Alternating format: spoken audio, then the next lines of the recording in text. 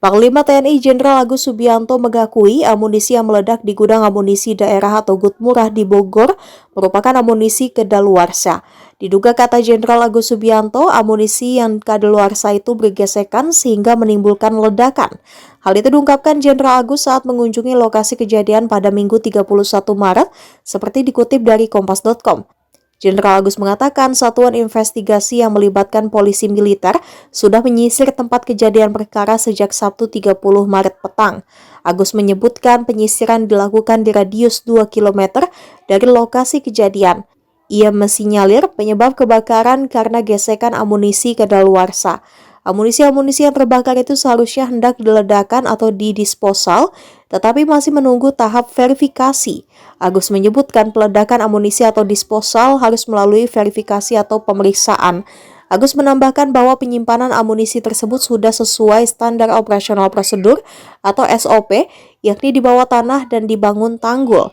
Namun pihak TNI tetap membentuk satuan investigasi untuk menelusuri penyebab kebakaran di gudang amunisi milik Kodam Jaya di Ciangsana, Gunung Putri, Kabupaten Bogor. Ia juga memastikan tidak ada korban luka maupun jiwa dalam kebakaran yang menghanguskan sekitar 65 ton amunisi kaliber kecil dan amunisi kaliber besar.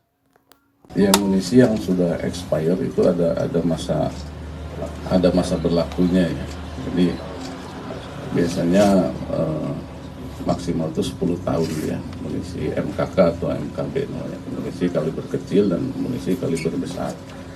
Setelah dari satuan-satuan itu sudah tidak terpakai dalam masa 10 tahun, dikumpulkan di GUD Murah yang ada di wilayah-wilayah. Kemudian melalui pemeriksaan sistematis tersebut, apabila sudah ada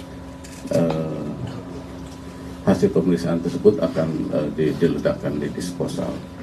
Seperti itu. Yang pertanyaan kedua yang tadi, bukannya amunisi itu harus ada pemicu terbakarnya? Ya, memang kalau sudah